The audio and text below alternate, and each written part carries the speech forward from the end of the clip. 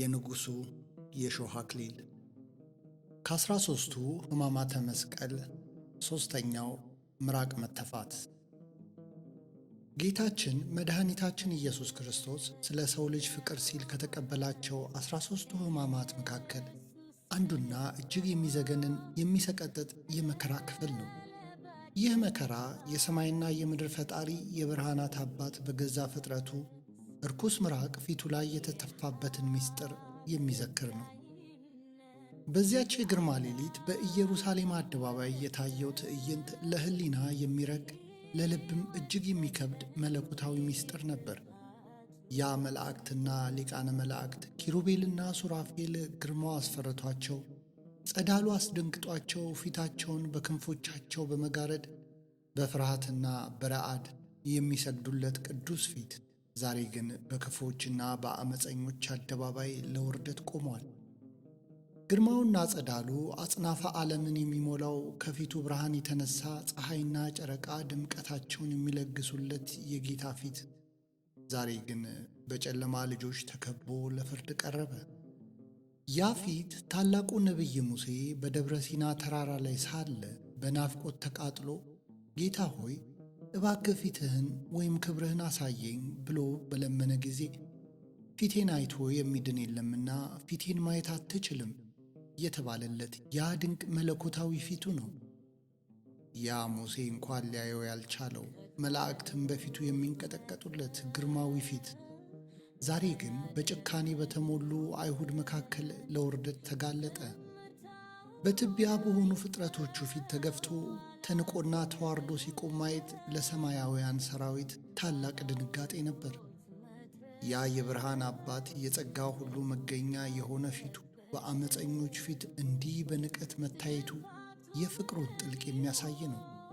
በዚያች እጅግ አሳዛኝና ድቅድቅ ጨለማ በሰፈነባት ሰዓት በጲላጦስና በቀያፋ አደባባይ የተፈጸመው ግፍ የሰማይ መላእክትን ክንፍ ያስረገፈ የፍጥረትንም ሁሉ ልብ በሐዘን ያደከመ ነበር።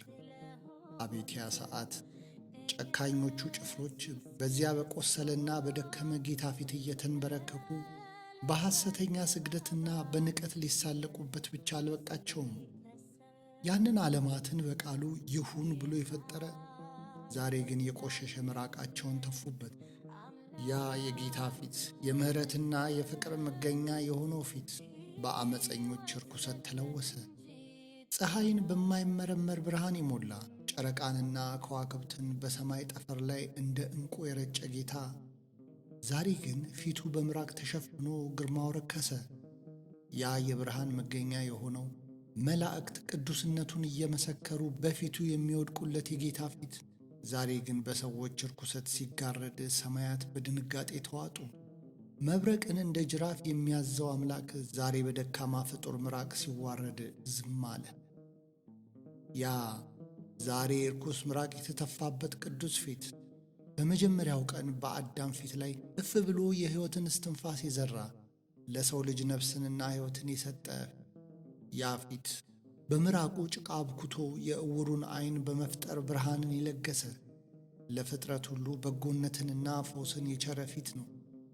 ዛሬ ግን ያ በጎ አድራጊ ጌታ በገዛ ፍጥረቶቹ ክፉ ምራቅ ተተፋበት። የምሕረት ምንጭ በሆነው ፊቱ ላይ የጥላቻ ምራቅ ሲወርድ ማየት ለሕሊና የሚከብድ ግፍ ነው። ያ ርኩስ ምራቅ በቅዱሱ ፊቱ ላይ ሲወርድና በጢሙ ላይ ሲንጠባጠብ ጌታችን ግን በመለኮታዊ ትሕትና ዝም አለ። ያ ዝምታ የፍርሃት አልነበረም። ያ ዝምታ ሰማያዊ እሳትን አዞ ያንን አደባባይ የማጥፋት ሥልጣን ያለው ጌታ ስለ እኛ ፍቅር የመረጠው ትዕግሥትን እንጂ። የዓለሙ ንጉሥ ፊቱ በምራቅ ተለውሶ ዝም ሲል መላእክት በመገረም ደነዘዙ። እርሱ ግን ያንን ውርደት የታገሰው አቅም አጥቶ ሳይሆን እኛን ከዘላለም የኀጢአት ርኩሰት ሊያጥበን ነው። ጌታ ሆይ ፊትህ በምራቅ የረከሰ የሚመስለው ለእኛ ሲባል ነው። በአዳም ፊት የታየውን የኀጢአት ርኩሰት ለማጠብ አንተ ፊትህን ለምራቅ ሰጠህ። ያ በፊትህ ላይ የወረደው ምራቅ ለእኛ የጥምቀት ማጠቢያ ሆነልን። አንተ ለውርደት ዝም ስትል እኛ ከዘላለም ዕረፍት ነፃ ወጣን። ያ ፊትህ በምራቅ መሸፈኑ የእኛን ርኩስ ሕይወት ለመቀደስ የተከፈለ ታላቅ መለኮታዊ ዋጋ ነበር። አዳም በገነት ውስጥ ትእዛዝን አፍርሶ በበላ ጊዜ በነፍሱም በሥጋውም ረከሰ። ያ ርኩሰት ደግሞ እንደ ጥላ ለልጅ ልጆቹ ሁሉ ተረፈ። ጌታችን ግን ያንን የሺህ ዘመናት የአዳምን የኀጢአት ርኩሰት ጠራርጎ ሊያጠፋ ወደደ። ለዚህም ነው ያ በብርሃን የተሞላው ፊቱ ላይ ርኩስ ምራቅ እንዲተፋበት የፈቀደው። እርሱ ፊቱን ለምራቅ ሰጥቶ በሰው ፊት ሲዋረድ፣ እኛ ግን ከነፍስና ከሥጋ ርኩሰት ነጽተን ዳግም እንድንቀደስ አደረገን። በፊቱ ላይ የወረደው እያንዳንዱ የምራቅ ጠብታ የእኛን ርኩሰት የሚያጥብ መለኮታዊ ሳሙና ነበር።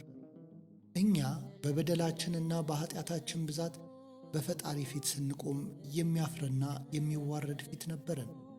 በዚያ በታላቁ የፍርድ ቀን በእፍረት አንገታችን እንዳይደፋ ጌታችን የእኛን እፍረት ለራሱ ወሰደው። ፊቱን ለውርደትና ለምራቅ አሳልፎ የሰጠው እኛ በፈጣሪ ፊት በድፍረትና በክብር እንድንቆም ነው። እርሱ ፊቱ በምራቅ ተሸፍኖ ሲሰደብ፣ ለእኛ ግን በሰማያዊ አደባባይ የማይጠወልግ የክብርን ልብስ ሰፋልን። ያ የታገሰው ውርደት ለእኛ የዘላለም የኩራትና የነጻነት ምንጭ ነበር። የዓለሙ ጌታ የኪሩቤልና የሱራፌል ንጉሥ እንዲህ ያለውን ክፉና የሚሰቀጥጥ ውርደት በትዕግሥት ሲቀበል ማየት ለሰው ልጅ ሁሉ ታላቅ የሕይወት ትምህርት ነው። እኛ ፍጥረቶቹ ለትንሽ ትችትና ስድብ በቁጣ ስንነሳ፣ የፈጠረን አምላክ ግን ፊቱ ላይ ሲተፋበት እንኳን ዝምታን መረጠ። ይህን ያደረገው እውነተኛው የድል መንገድ ትሕትና መሆኑን በተግባር ሊያሳየን ነው። እኔ ጌታችሁ ስሆን እንዲህ ካደረጉብኝ እናንተስ በማለት በትዕቢት ለተወጠረው ልባችን የትሕትናን መድኃኒት አደለን። ያ በደምና በምራቅ ተለውሶ በጥፊ ተመትቶ ያበጠው ፊት ለካስ በኀጢአት የታመመውንና የቆሰለውን አዳምን ሊፈውስ የመጣ የሕይወት ፊት ነው። ጌታ ሆይ፣ አንተ ፊትህ እንዲሰነጠቅ ጉንጭህ እንዲቀላና በምራቅ እንዲረክስ የፈቀድከው አቅም አጥተህ አይደለም። እያንዳንዱ ፊት ላይ የወረደ የምራቅ ጠብታ በአዳም ነፍስ ላይ የነበረውን የሺህ ዘመናት የቁስል መግል የሚጠርግ መለኮታዊ መድኃኒት ነበረ። አንተ ስትቆስል እኛ ተፈወስን፣ አንተ ስትዋረድ እኛ ከበርን። ጌታ ሆይ፣ አንተ ፊትህን ለምራቅና ለውርደት አሳልፈ የሰጠኸው እኛን ከዘላለም የኀጢአት ርኩሰት ልታነጻን ነው። እኛ በበደላችን ምክንያት የረከስነው ማንነታችንን ይዘን በቅዱስ ዙፋን ፊት መቆም ባልቻልን ነበር። ነገር ግን አንተ የሁላችንን ርኩሰት በቅዱስ ፊትህ ላይ ተቀበልከው። ያ በፊትህ ላይ የፈሰሰው ምራቅ ለእኛ ከሲኦል ግርፋትና ከዲያብሎስ እስራት የምንነጻበት የጥምቀት ውሃ ሆነልን። አንተ ፊትህ በምራቅ ሲሸፈን የእኛ የጠቆረ ማንነት በጸጋ ብርሃን ይበራ ነበር። ስለዚህ ዛሬ ነው ነፃ የወጣን ፍጥረታት ሁሉ ለዚያ ስለ እኛ ለተዋረደውና በምራቅ ለረከሰ ቅዱስ ፊትህ የዘላለም ስግደትና ምስጋና ይሁን የምንለው። ያ መላእክት ሊያዩት የማይችሉት ግርማዊ ፊትህ ስለ እኛ ሲል እንዲህ መጎሳቆሉን ስናስብ ልባችን በፍቅር ይቀልጣል። ያንተ ትሕትና የሰማይና የምድር ድንቅ ነው። ዛሬ በክብር ዙፋን ላይ ሆነ ስትመለከተን ያ በመከራ ጊዜ የታገስከው ውርደት ለእኛ የዘላለም የድል አክሊል ሆኖናል። ጌታ ሆይ፣ ያ በጥፊ የተመታውና በምራቅ የረከሰ ቅዱስ ፊትህ ዛሬም ለእኛ የምሕረትና የይቅርታ መስታወት ይሁንልን። በፊትህ ላይ የታየው ትሕትና ወደ መንግሥትህ የምንገባበት ቁልፍ ይሁንልን። ለዚያ ስለ እኛ ለተዋረደው መለኮታዊ ግርማ ምስጋና ይሁን። ይቆየን።